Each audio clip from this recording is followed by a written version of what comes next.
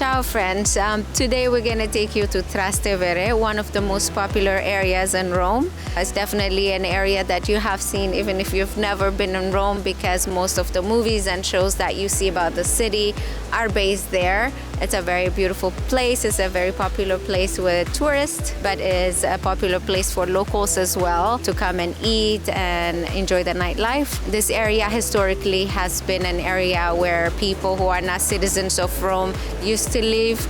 As the name indicates, it is Trasteverian, which means it's beyond the river, which divides it from the rest of Rome. And some people who were not citizens, like Arabs or Jews, used to stay in this area. Through history, it has changed and became one of the places where rich Romans used to build their houses, so it's a very expensive place to live now. It's mostly a touristy area now. There are stores and restaurants that cater to the crowd that comes here, but it's definitely a place that is very interesting to see. Although you won't be rubbing shoulders with locals all the time, it's still very nice. We are in Piazza Trilussa, named after a famous Roman poet. This place is a usually hangout spot. At night, everybody meets here, and then they proceed toward the remaining part of the evening or the beginning of the evening, like to a restaurant, to an aperitivo, or to a club. And now, let's go explore.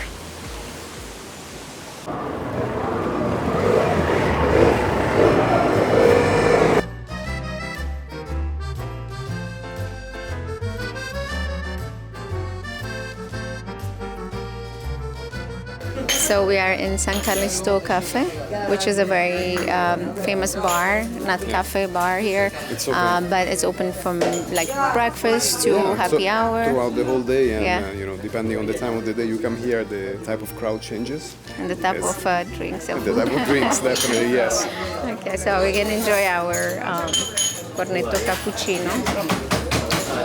I think in this area you find American breakfast if you are interested, or you can do the Italian breakfast if you want to be like the locals.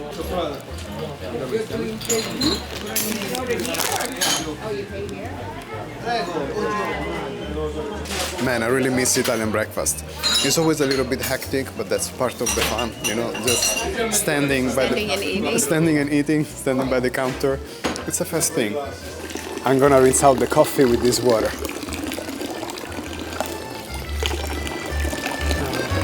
Roman water is fantastic. You can find a lot of little fountains like this scattered around the city. It's so good.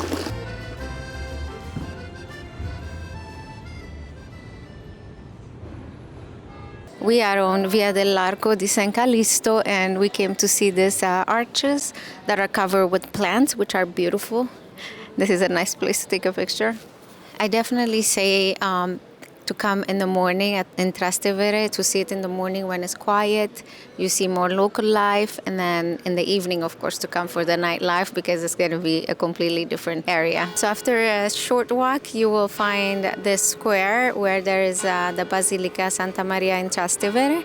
So we're going to go check it out. The Church of Santa Maria in Trastevere, situated in the piazza of the same name, serves as focal point of the neighborhood. Inside, the Altem's chapel houses a 6th century icon of the Madonna, and the church's serene ambiance contrasts with the bustling square outside. Santa Maria in Trastevere is one of the oldest churches in Rome, founded in the 3rd century AD, possibly by Pope Calixtus I. Rebuilt in the 12th century by Pope Innocent II, it retains a stunning Romanesque style. The church is famous for its golden mosaics, its cosmatesque floor, ancient columns repurposed from the baths of Caracalla, and the tomb of Pope Innocent II adds to its historical and artistic significance. A fascinating tradition also links the site to a fountain of oil that miraculously sprang in 38 BC, seen by the early Christians as a prophecy of Christ's coming.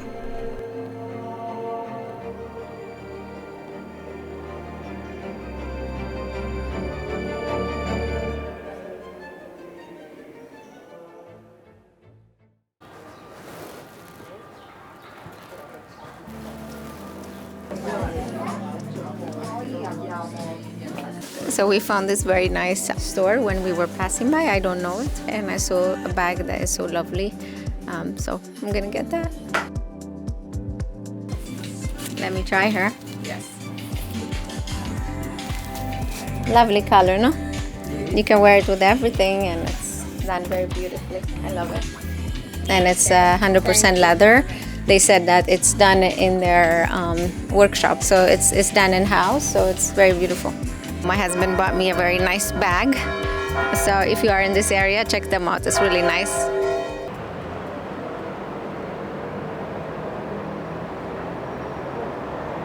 After a nice walk in Trastevere, now we're stopped by for lunch. We are in Trattoria da Teo, which is a very local place where we can try some of the Roman classics. So yeah, we sat here to have some nice lunch. We can eat in many nice restaurants in Trastevere because there are so many. This is very local, very recommended. A lot of our friends like to eat here, and a good friend of mine told us that we have to record this in Trastevere. So we're here. We're gonna enjoy some lunch.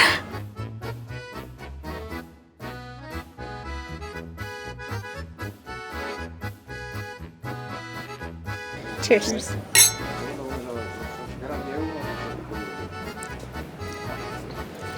We ordered gnocchi because Thursdays you eat gnocchi. I took mine with the matriciana sauce. Andrea, you're getting the grigia. Yes. Your favorite pasta? Rigatoni alla gricia, yeah, definitely my favorite. For appetizer we got artichoke and calamari with breadcrumbs, and we also got filetto di bacala, which is fried cod. It's first dried and then they rehydrate it and then they fry it. It's insane. Really? I swear. Like the fish is so soft, it melts in your mouth. The butter is fried so light. I mean, it's really insane. I learned that people eat gnocchi on a Thursday in Italy because traditionally Fridays were a fasting day, so meat is not eaten. So they try to have a lot of calorie and heavy food on Thursdays. So that's the Thursday tradition of eating gnocchi. I'm really loving the gricia, yes. It's cooked perfectly al dente, and the pecorino and the guanciale. It's insane, really good.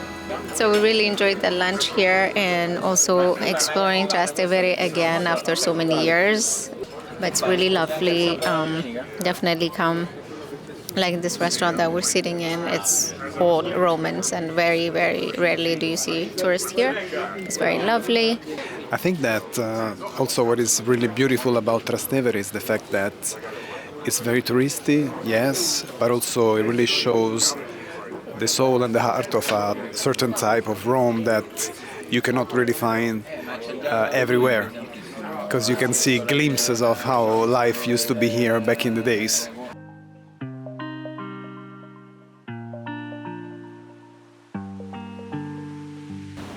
When in Trastevere, make sure to come up here in the Gianicolo Hill, where you can have this beautiful view of Rome. It's like a 180-degree view of the city. It's just gorgeous. Perched 289 feet above sea level, the Gianicolo Hill offers one of the best panoramic views of Rome. Though often mistaken for one of the 7 hills of Rome, it actually stands just outside the ancient city limits, across the Tiber. Once a strategic military point, it played a key role in Garibaldi's defense of the city in 1849, and today his bronze statue stands proudly at the top. Every day at noon, a cannon fires, a tradition dating back to 1847. The hill stretches for about 1.2 miles, dotted with monuments, fountains, and even a historic puppet theater. Whether catching sunrise or sunset, Gianicolo is a must-see when in Trastevere.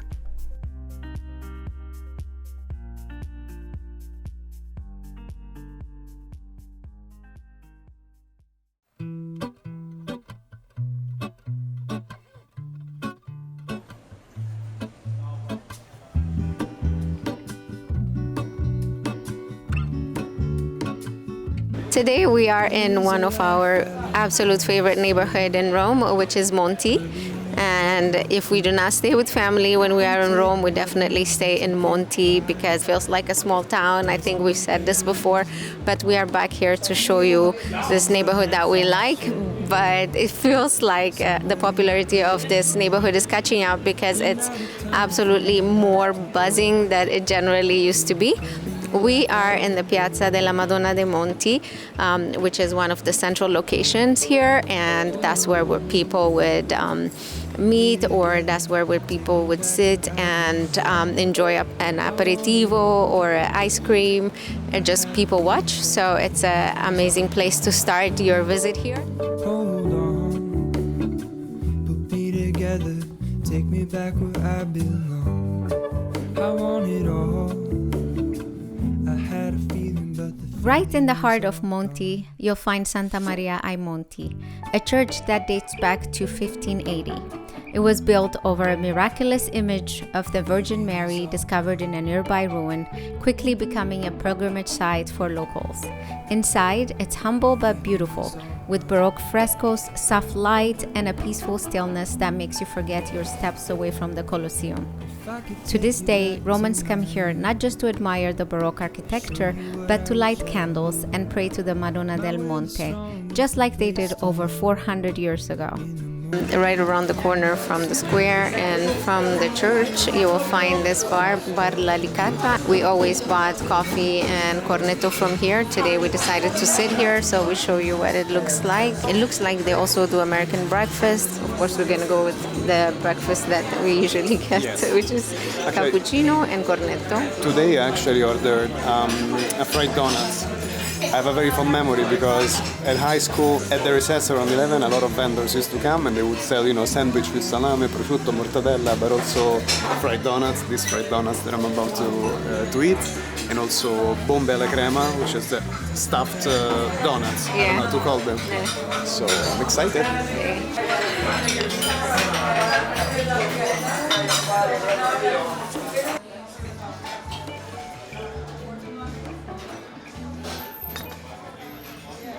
We love staying in Monti because it's so close to many of the attractions here in Rome, including the Colosseum, the Forum. And for example, last time we came, we stayed in this beautiful house behind me, which is a B&B, and it also has a bar at the ground floor, so it's really convenient. Now I'm on the other side, facing the B&B, and on my left there is the Colosseum, like, I don't know, 2-3 minutes walk is the Colosseum. And on my right you can find Piazza della Madonna dei Monti, which is it's a great hangout spot where you can get aperitivo, close to all the restaurants. So it's very nice. We are at Zia Rosetta. The name Rosetta, it's the name of a typical Italian bread. In fact, this place is specialized in sandwiches with the Rosetta bread, recognizable for its bulge shape, and she's so cute. Let's go check out what they have to offer. They have the normal Rosetta, which is kind of big, and also tiny Rosettas that are called mini Rosetta. So many different flavors. It's kind of difficult what to choose, but I'm gonna get the most popular one. I ordered the Marechia, which is made with bacala or cod, chickpea cream, zucchini and mince, and also another small Rosetta I got is Zona Rosa with mortadella, zucchini and stracciatella, which is a type of soft cheese. These are undoubtedly the cutest Rosetta I've ever seen.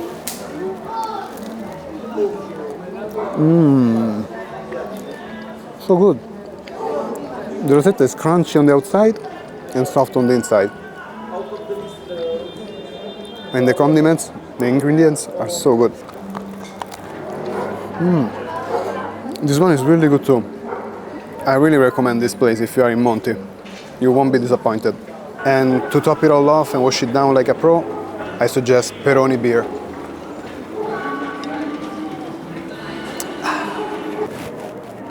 Right behind me, you see the name Suburra written on the wall.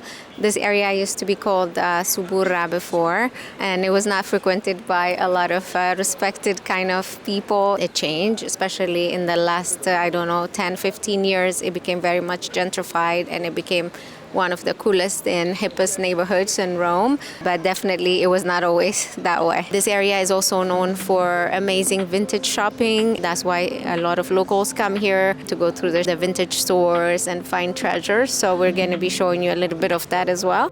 If you are into vintage fashion, Monti is the neighborhood to explore in Rome. This bohemian corner of the city is full of narrow cobblestone streets lined with curated vintage boutiques and indie shops. The heart of the action is around Via del Boschetto, Via dei Serpenti and Via Leonina, three streets where you'll find the best mix of vintage treasures, upcycled fashion and Roman style. Don't miss Pifebo, a staple of the Roman vintage scene with funky 80s and 90s finds. Another store, Kingside Vintage, is one of the most well-curated spots for high-quality retro pieces. Blue Goose is perfect if you're into designer vintage with a Roman twist, and Humana Vintage offers thrift-style prices and all proceeds go to charity. Whether you're hunting for a leather jacket, vintage Levi's, or just soaking in the artsy vibe, Monti is where you're likely to find timeless Roman fashion.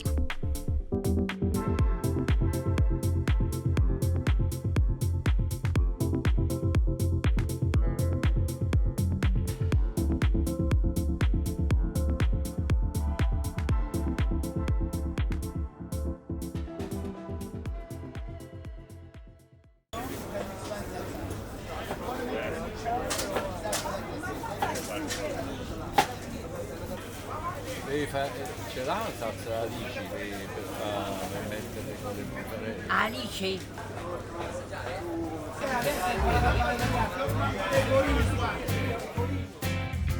Ciao friends, today we are in Campo dei Fiori in the middle of Rome. Campo dei Fiori means flower fields in English, and it's called like that because this used to be a meadow in the Middle Ages, and now it's a bustling market, food market in the mornings, and in the afternoon is one of the popular hangouts in Rome. I am standing by Giordano Bruno's statue, which today is a meeting place when you want to meet your friends in this square, but Giordano Bruno is a philosopher that was killed in the square in the 1600s for being a heretic because he didn't agree with some of the teachings of the church. In the 19th and 20th century, he was celebrated for being a martyr for science. So today we're starting our show here, and we're going to take you around to see what it's like to be here. Of course, it's very touristy because people like to see these typical experiences,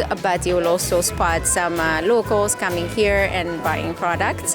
It's probably not the cheapest place where you can buy products, but if you want to have this experience of being among Romans and seeing how they do their grocery shoppings and things like that, it's interesting. And after this, we're going to go and have some breakfast in one of the most popular bars in this area.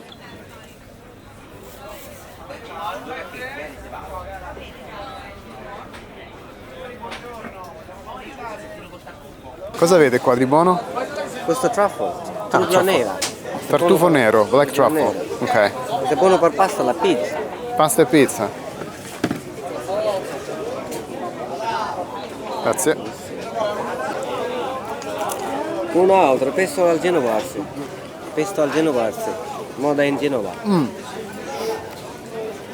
Pesto verde. Pesto. Pesto al Genova, pesto verde. È uno piccante, cioè something No, spicy? Sì, piccante.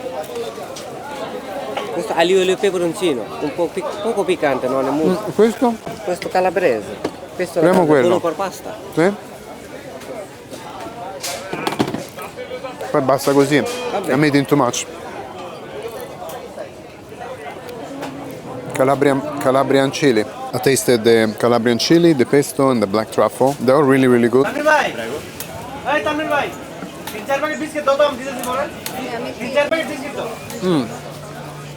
Parmigiano Reggiano, it's really good. Questo è pecorino romano invece. Pecorino romano è il nostro classico formaggio per la carbonara, la cacio e pepe, la matriciana, lo sapete. Pecorino Romano is saying is the typical cheese that they use for many Roman pasta dishes like carbonara, cacio e pepe. Buono, buono. Grazie. I was asking where the cheeses and the products are from, and he said they're from Amatrice, and the other brand is Auricchio, which are very popular in Italy.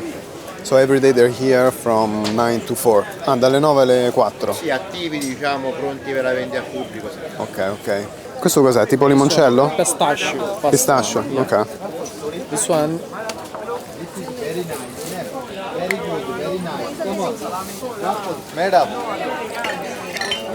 I mean, it's delicious.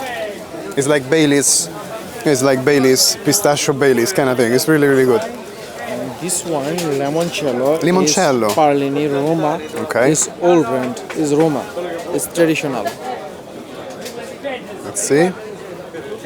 Little limoncello on top of the pistachio liquor. I guess my 10 a.m. breakfast is complete. Really good. Buonissimo, melon. buonissimo. So you find a lot of products like vegetables and fruits, but also limoncello and some spreads or formaggio and things like that that you can also take as a souvenir. Of course, the price are very, very high, so you can negotiate, like they can slash the price in half. People are really, really nice. They will have you try the products that they're selling, and they don't mind you doing some videos and stuff. And it's a very beautiful area to come and record. So it's nice to know that. It's not always the case in some places. They wouldn't want you to take videos and stuff, but here it's very nice. So I like it. We met a lot of people that are selling here that are from Bangladesh, and they just like to interact and show you what's going on, which is great.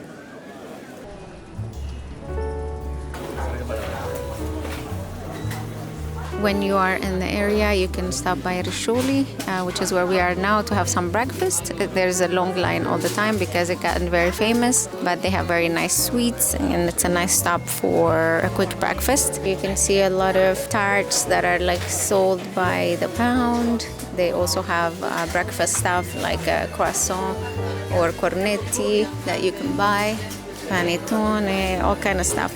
They also have some jarred products, pastas, bread, it's everything. I ordered an Ungherese. The choice inside is overwhelming, so I got the first one that I laid eyes on. Oh my god. Definitely stop by and try it. It's really good.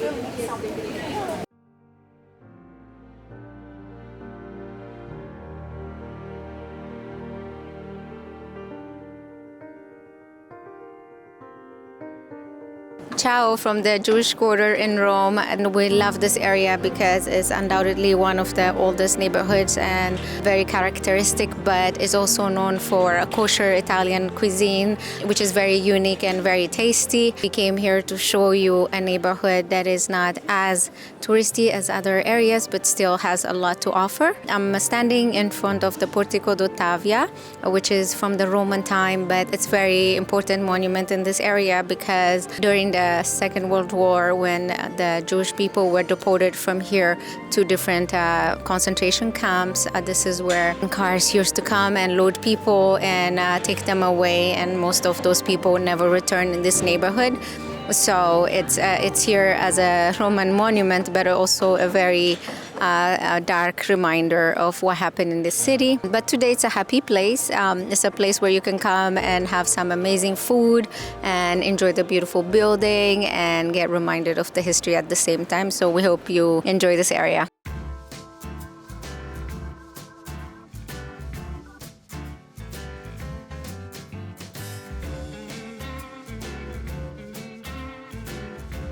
We are at Pasticceria Boccione, one of the most famous bakery here in the Jewish Quarter, and we're here to try the famous ricotta and sour cherry tarts.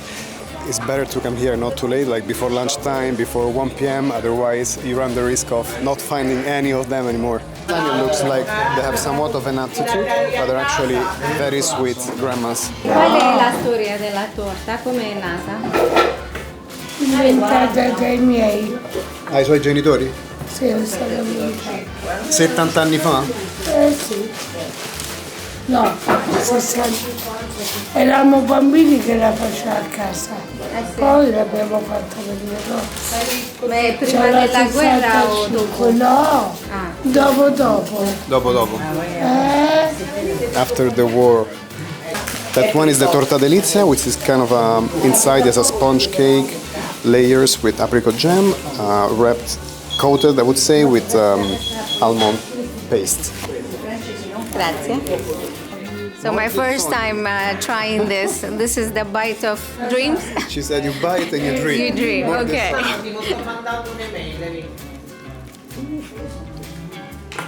Oh, mamma mia. It's really, really delicious.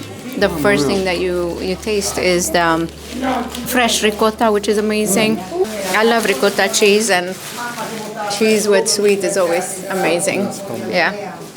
Very light, very nice, not too sweet. It's absolutely delicious. Worth coming here for. Almond paste and sour cherry. I think We have to try it here with the owners because they wanted our reaction, Yeah. and it's absolutely amazing. And she said you have to eat it from the tip. That's Yeah. how it's eaten. Oh my god, so good. How's that? Insane.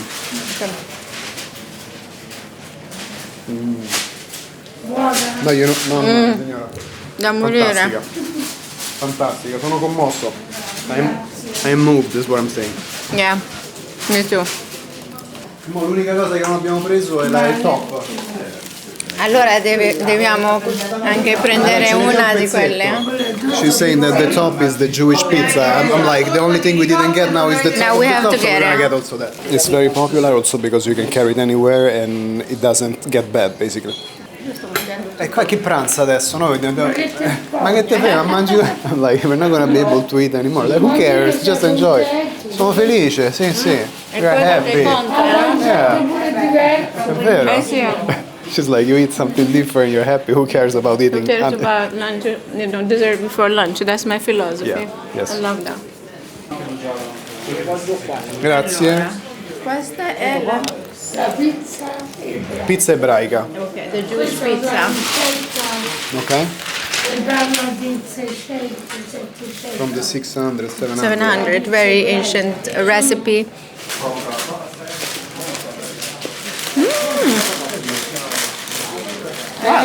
Wow, So good. è buonissima.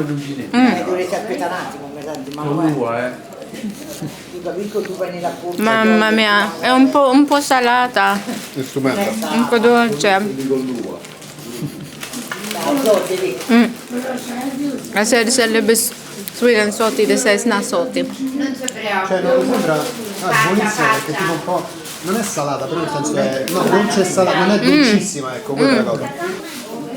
Alright, if we do not go away from this place, we're gonna end up eating the whole place because they're feeding us left and right. Now we have to go. Allora, da quando dopo la deportazione, mano a mano, hanno cominciato a lavorare, ma mia nonna dice che dopo la guerra non c'era neanche i soldi per comprare un litro di latte per lavorare. Scusi, la nonna quindi ha creato diciamo questo. Beh, c'erano i genitori, c'erano i nonni, Sì. poi dopo la deportazione è entrata lei con il I fratello. genitori di sua Sono nonna rimasti erano solo stati lei deportati o e anche la suo nonna? fratello. Tutti Sì. deportati. Tutti i genitori, i fratelli, la sorella, Mamma, è rimasta lei con un altro fratello. E il marito. che storia. Mia madre quando è stato deportato il padre aveva 4 anni e mia zia dei 40 giorni. Da come te lo Sì. dimentichi che ti si sono portati via 17 persone di casa? Sì. Fratelli, sorelle, padre, madre, nipoti. Come fai a dimenticarlo? Si dimentica. There are these memorial plaques that you find in front of some buildings where you can see the name of the person when they were born and where they were taken, and then when they died, which is a somber reminder of the story that happened here. Okay, here you see Enrica Di Segni. She was born in 1925. She was arrested in 1943. She was deported to Auschwitz, and she died in 1944.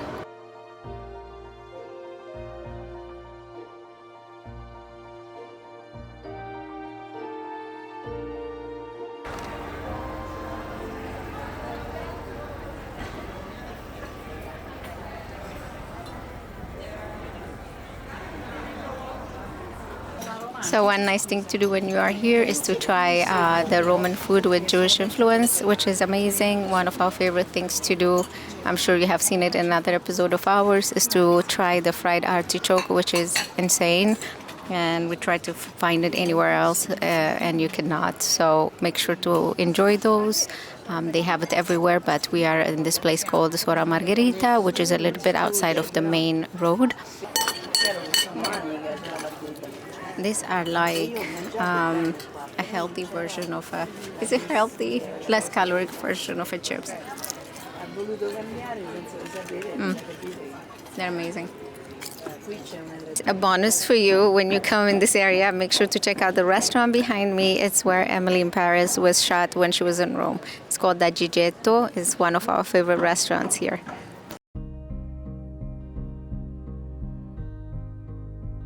Just a short 15-minute walk from the Jewish quarter, you'll find Giardino degli Aranci. Stepping into this garden feels like entering another world. Away from the city's chaos, it's a quiet place where Romans come to reflect. Lovers sit on benches and take a deep breath, soaking in the moment. There's something magical about ending the day here, bathed in golden lights, the dome of St. Peter's in the distance, and a soft breeze carrying the scent of orange blossoms.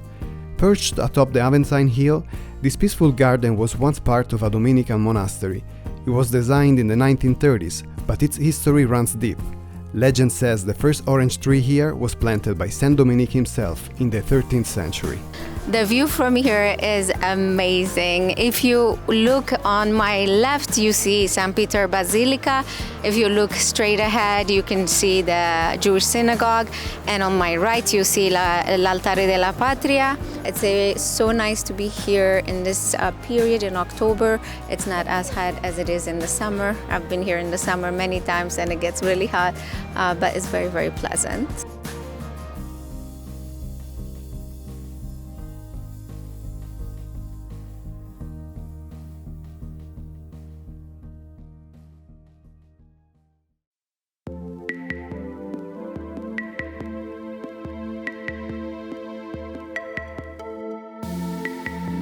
Today we're going to start our visit in Piazza Navona, one of the most important piazzas in Rome and also one of the most famous Baroque piazzas in the world. Piazza Navona stands on the site of the ancient stadium of Domitian, built in the 1st century AD for athletic competitions and chariot races.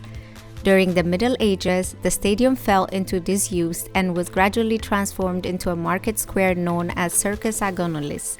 During the Baroque period, Piazza Navona underwent significant architectural changes, becoming a center of Baroque art and architecture. One of the most important fountains to visit in this square is La Fontana dei Quattro Fiumi, which is a masterpiece by Bernini. The fountain was commissioned by Pope Innocent X in the 17th century. The Pope also had his residence, which is one of the most important buildings in the square, the Palazzo Pamphili. He also commissioned the building of a church, which is dedicated to the martyr Saint Sant'Agnese.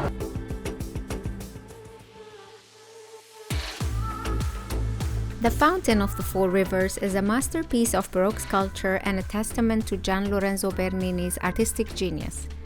Its intricate details and symbolism continues to captivate visitors from around the world. Designed in the 17th century, it represents 4 major rivers from different continents, symbolizing the 4 corners of the world as known at the time.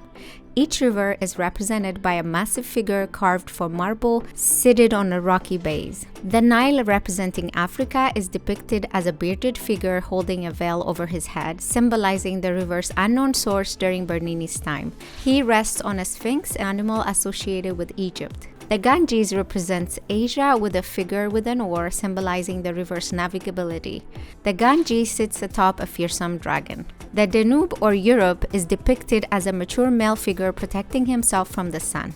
He leans on a coat of arms featuring a crowned eagle, symbolizing the river's course through the Holy Roman Empire. Rio de la Plata represents the Americas with a figure reclining on a pile of coins and holding a branch, symbolizing the wealth brought by the river, often associated with the silver mines of the Americas. At the center of the fountain rises an Egyptian obelisk topped with a dove, symbolizing the peace brought by the Christian faith. It was originally located at the Circus of Maxentius and was later moved to its current location by Pope Innocent X in the 17th century.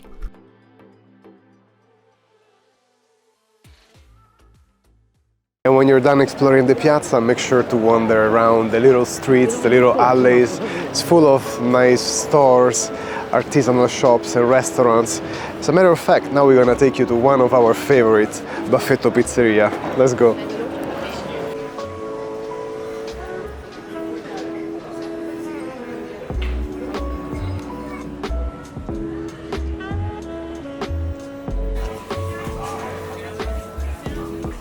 I've been coming here since I was a little kid and I love it. They serve the classic thin crust Roman pizza. We ordered a pizza tonno e cipolla, which is tuna and onions. Now, I know it's a particular mix of flavors. Not everybody likes it, but honestly, in Rome they do it a lot, and I'm very happy when I'm back here so that I can get to have it again. Grazie. I have to say that Ravi's pizza looks more beautiful than mine. Here it is. This is the pizza baffetto, the namesake of this pizzeria. This is delicious, exactly how I remember it.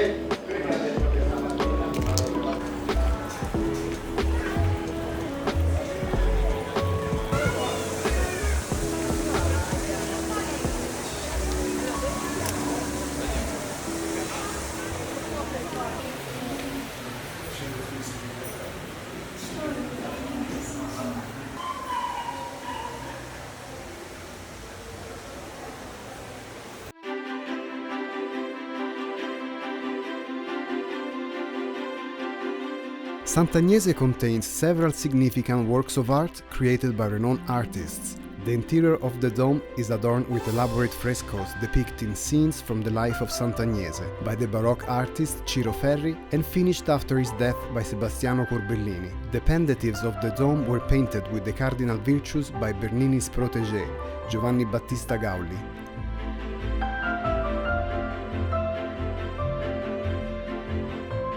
The main altar is a relief of the two Holy Families by Domenico Guidi. Death of Santa Cecilia by Antonio Raggi depicts a noble Roman from the 2nd century who was sentenced to death for being a Christian. And the martyrdom of Santa Emerenziana by Ercole Ferrata, depicting the sister of Sant'Agnese who was stoned to death for opposing pagans who tried to prevent a funeral for her sister, and many more. So our impression of this church is that it's so absolutely breathtaking when you get in. It's so colorful.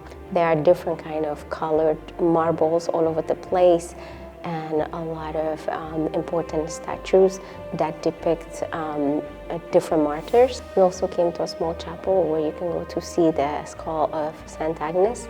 I expected it to be bigger because I believe she was about 12 or 13 when she was martyred, but it's kind of small. But you can come visit that when you are in the church and take your time to look at all of the different pieces that you can find here, which are absolutely amazing.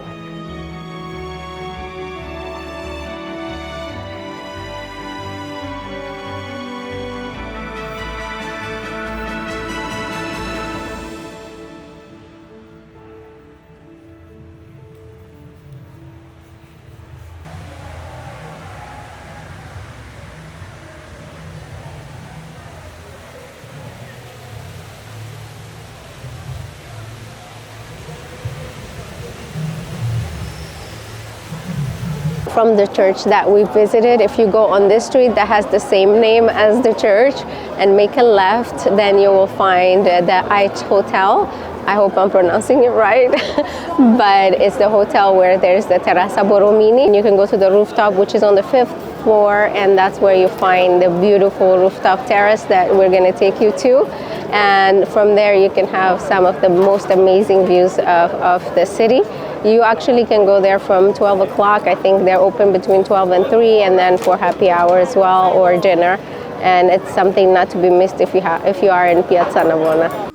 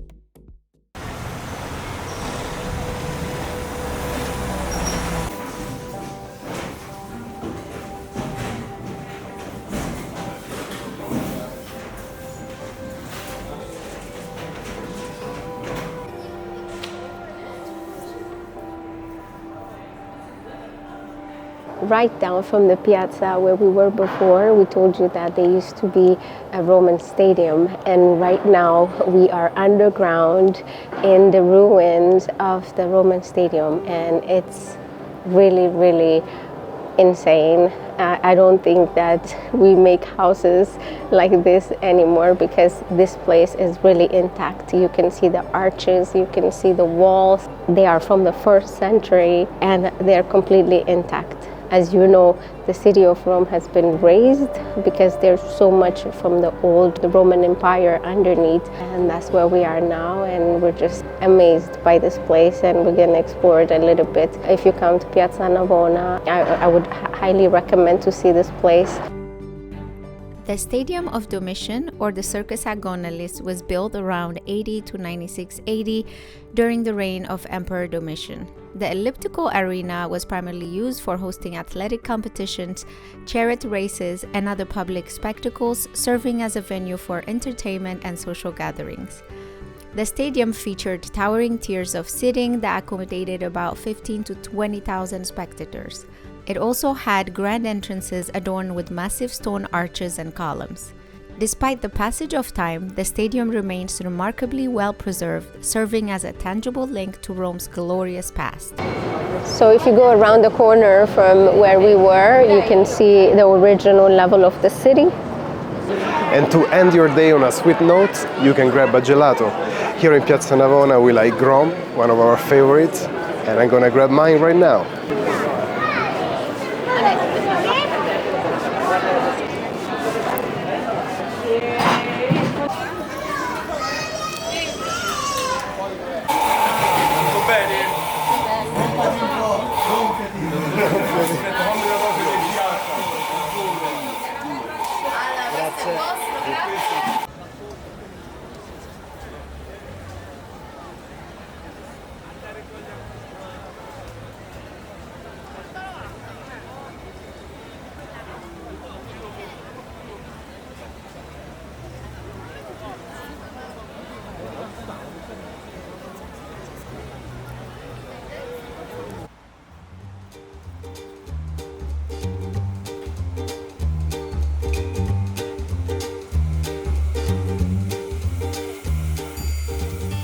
If you want a really local experience, you have to go at Castroni and get your coffee there.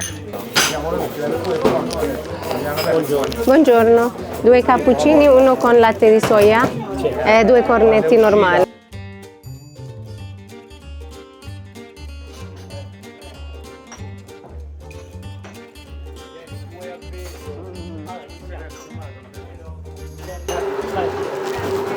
Mi fai 3 cappuccino? Uno mi ha detto latte di soia? 3 cappuccini, un latte di soia e 2 caffè. Arriviamo, siamo al secondo per cortesia. Quei 2 caffè e 2 caffè. No, 2 caffè. Vabbè, dai, su, dai. Ma allora pure servite qua. Allora rifacciamo l'ordine, dai, con calma. Se vedete appena.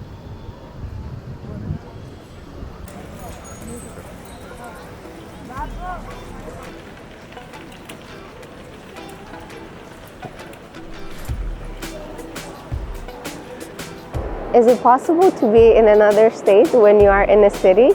When in Rome, it is. Welcome to Piazza San Pietro, or St. Peter's Square. Both the square and the basilica behind it are named after the Apostle Peter, which was one of the main apostles of Jesus and also believed by the Catholic Church to be the first pope. In order to appreciate the history of Piazza San Pietro, let's go to the beginning.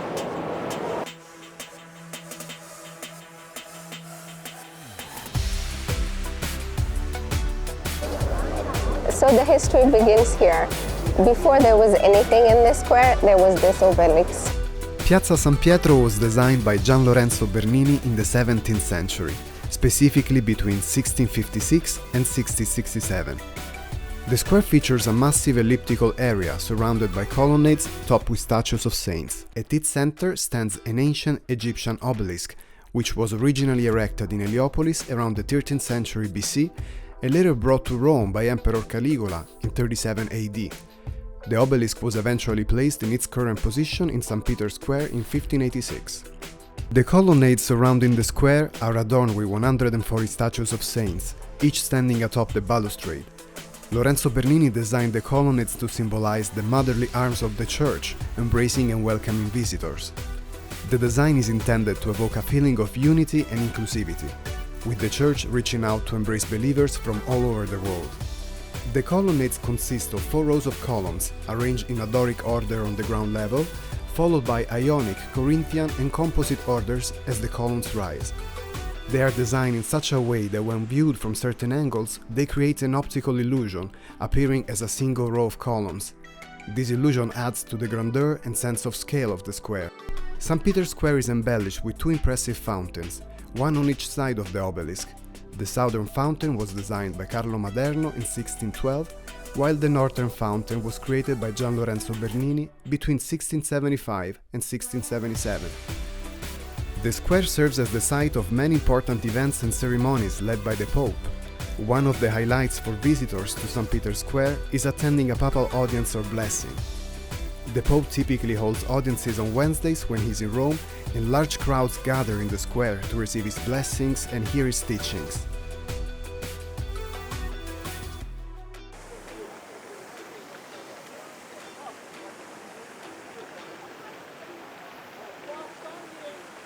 Although we showed you the piazza, of course the main attraction here is the Basilica of San Pietro, right behind me.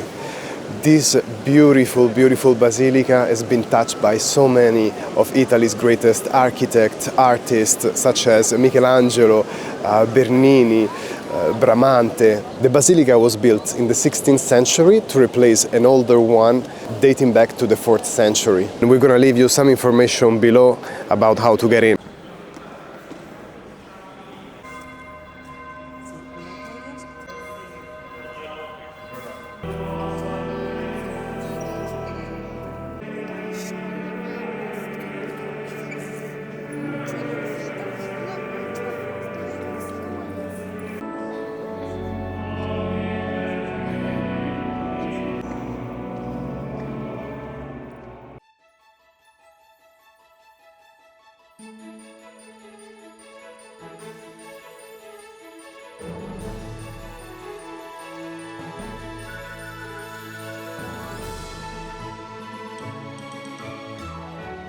St. Peter's Basilica is not only one of the largest churches in the world, but also a masterpiece of Renaissance architecture.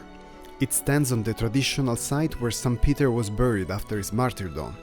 The construction of the basilica began in 1506 under the direction of Pope Julius II and was completed over the course of several centuries, with contributions from prominent architects and artists such as Bramante, Michelangelo and Bernini.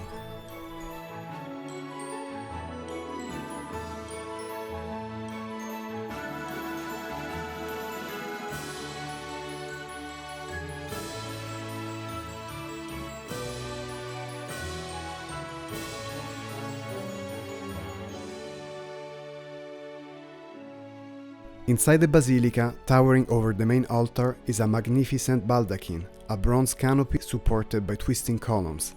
Designed by the Italian artist Gian Lorenzo Bernini, it was intended to mark, in a monumental way, the place of St. Peter's tomb underneath. Commissioned by Pope Urban VIII, the work began in 1623 and ended in 1634.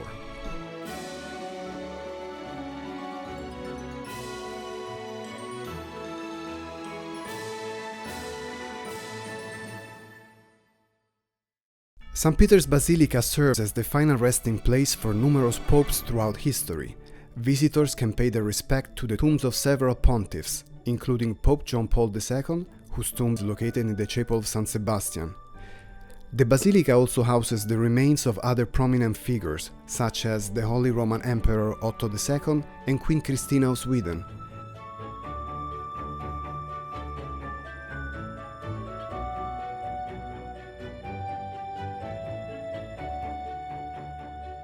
Beneath the basilica lies the Vatican grottos, a series of chapels and burial sites dating back to the early Christian era. It's where many popes and other notable figures are interred.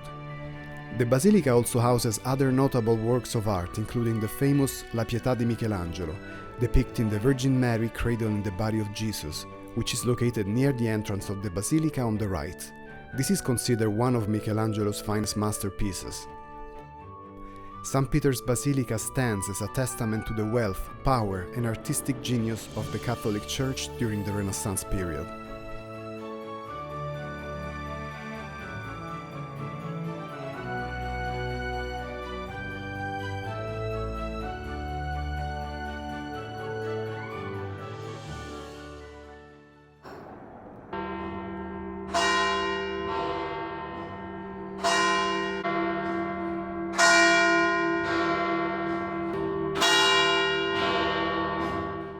We are now on the roof of St. Peter Basilica.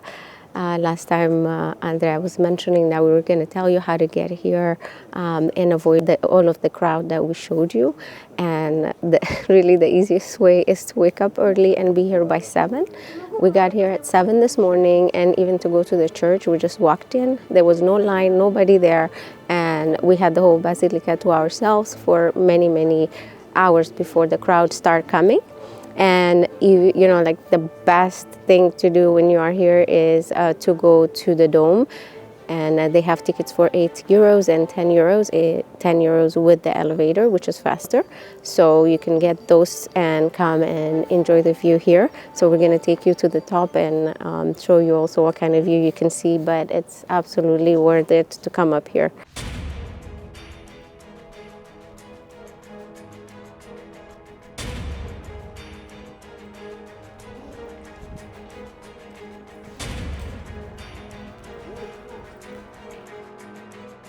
Climbing the dome of St. Peter's Basilica offers breathtaking views of the city and the Vatican.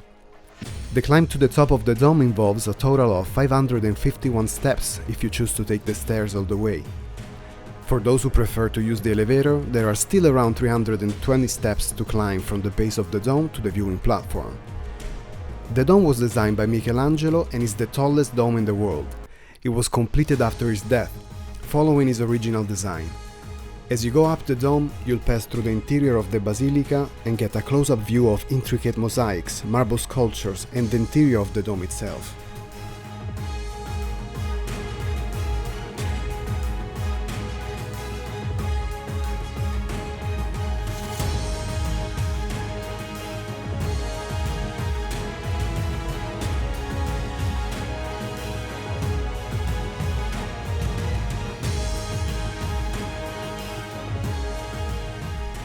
The climb is not recommended for those with mobility issues or claustrophobia, as the staircases can be narrow and winding, especially in the upper sections.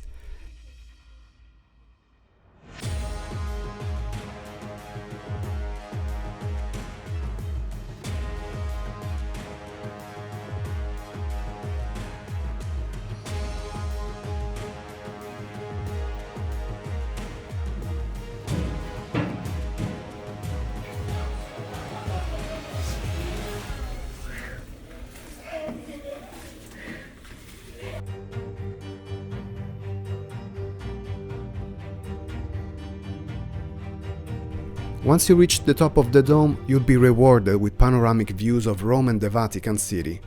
On a clear day, you can see landmarks such as the Colosseum, the Pantheon, and the Tiber River winding through the city. The view also includes the expansive St. Peter's Square below, with its distinctive colonnades designed by Bernini, and the Vatican Gardens stretching out beyond the city walls.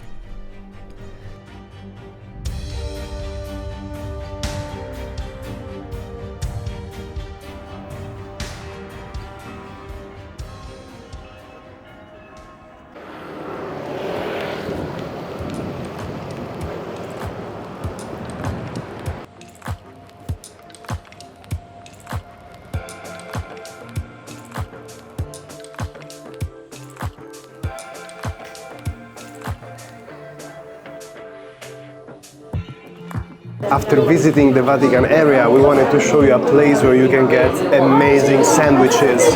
We are at 200 gradi. They have high-level ingredients, the freshest ingredients that you can find, and have so many different condiments. Ravi and I actually used to live in this area, and we would get quite often, honestly, sandwiches from this place here.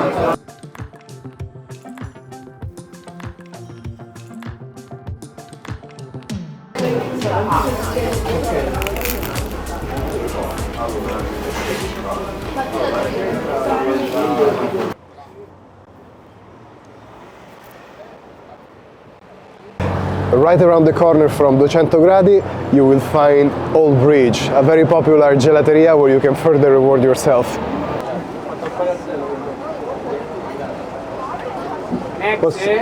Gradisce un cono, una coppetta. Un cono per favore con... 3 gusti in qualsiasi misura. Ok, perfetto. Allora prendiamo questa da 3. Alla vaniglia? Sì. Se vuole poi le insegno anche un trucchetto. Ah sì?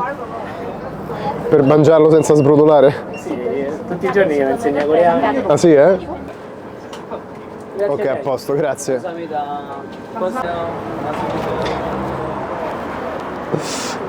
This is huge. There is nothing like a gelato by the Vatican walls.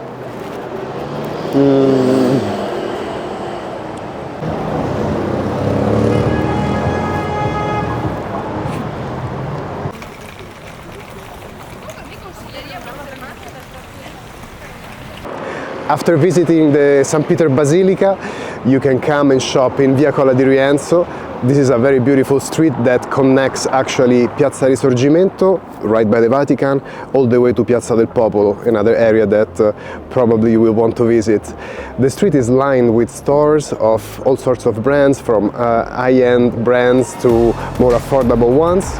We showed you where to eat by the Vatican, as well as here again Via Colla di Rienzo, where you can shop. The idea is to show you what you can do when you are in the same area instead of going from one end of the city to the other, because Rome is really broad, so even if you think that you can visit everything in one day or in very few days, it might be tricky, because moving from place A to place B can require time, there is traffic, there is unexpected constructions, so if you can narrow down each day on a single neighborhood, because you can get the most out of it without getting tired.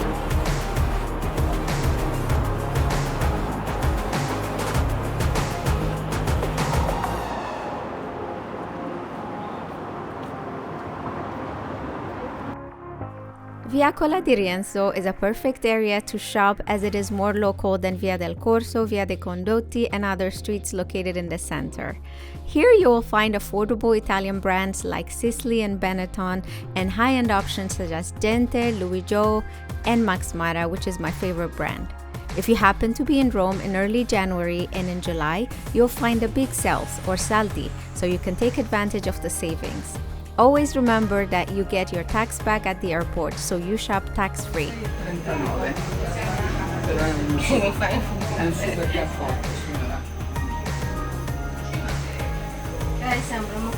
È molto bello.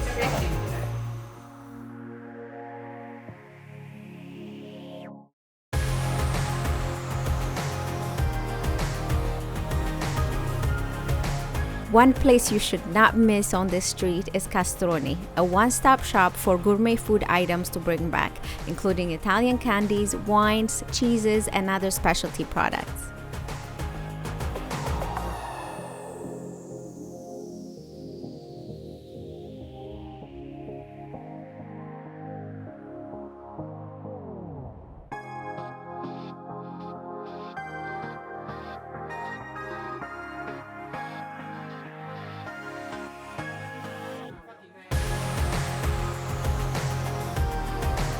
If you liked this episode, please consider subscribing.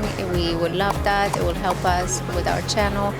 Also, send us a note. We love to hear from you all the time. So with that, we bid you goodbye.